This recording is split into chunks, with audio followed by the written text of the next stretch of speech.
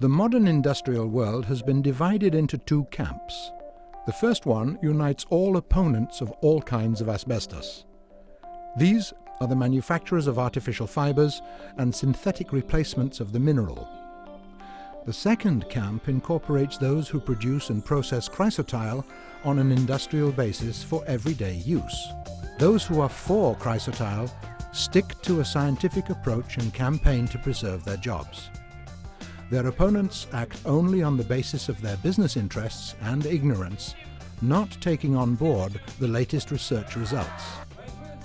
It is interesting to note that the anti-asbestos lobby unites representatives of those countries that had been using amphibole asbestos in industrial construction for 40 years without control.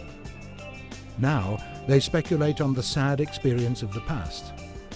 Only one case of illness caused by amphiboles provoked a chain reaction.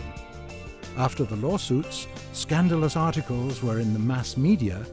The inclusion of asbestos in the list of hazardous substances listed at the Rotterdam Convention. There are also calls to ban chrysotile.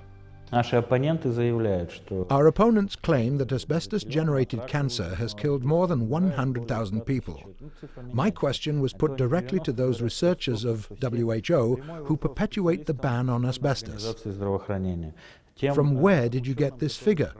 If we say that 50,000 workers are going to lose their jobs, then we say, here is our data. The factory staff number 50,000. So from where did the 100,000 deaths come? The use of chrysotile is under thorough control at the production stage. Modern technology and the requirements for labor protection, as well as its industrial safety, exclude any possibility of fiber's negative impact on workers' health. Consequently, employees keep working on chrysotile deposits and in the factories for dozens of years and retire in good health. One of our workers, an old woman, has just celebrated her centenary.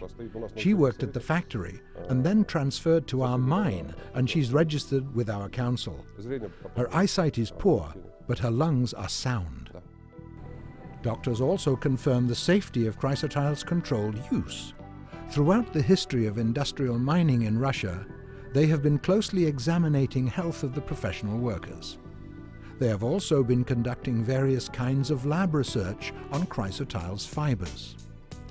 Russian experience proves that there are more hazardous productions in the world and, in comparison, any impact of chrysotile exposure has turned out to be insignificant. There is a considerable number of manufacturing processes which are more hazardous than chrysotile asbestos manufacturing. Chromium compound MAC manufacturing is 100 times more stringent than the production of asbestos. About 2 weeks after starting work, workers can suffer from nasal septum destruction and possible onset of stomach cancer after about 6 months. Russian government supports chrysotile production. It provides jobs and the development of the cities that are living at the expense of such plants, and these plants also operate on the international market. The country exports chrysotile fibers to Southeast Asia and other regions. In March 2011, Russian President Dmitry Medvedev signed the Rotterdam Convention. This move will let Russian manufacturers carry on with their campaign for chrysotile. But the resistance from anti-asbestos lobbies is still strong. The EU government decrees that we must ban chrysotile. For goodness sake, you banned it. We do not go to the plant. We do not try to persuade anyone to use chrysotile. It's they who go to India, China and Russia shouting, "Ban chrysotile," offering substitutes. When they tell me that I'm a lobbyist, I ask my question. I came to Berlin and advertised asbestos in Berlin, and you come to us and push your substitutes. For the producers of alternative fibers, chrysotile turns out to be their main competitor. It is cheap, durable and environmentally friendly.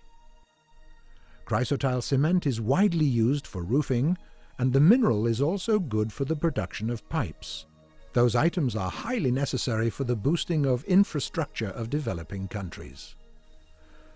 You cannot do without chrysotile. That is an indisputable fact. So industry owners and the trade unions all over the world unite to carry on the battle for the mineral against the anti-asbestos lobby. We have united various bodies to resolve one serious issue, to protect us against the anti-asbestos campaign.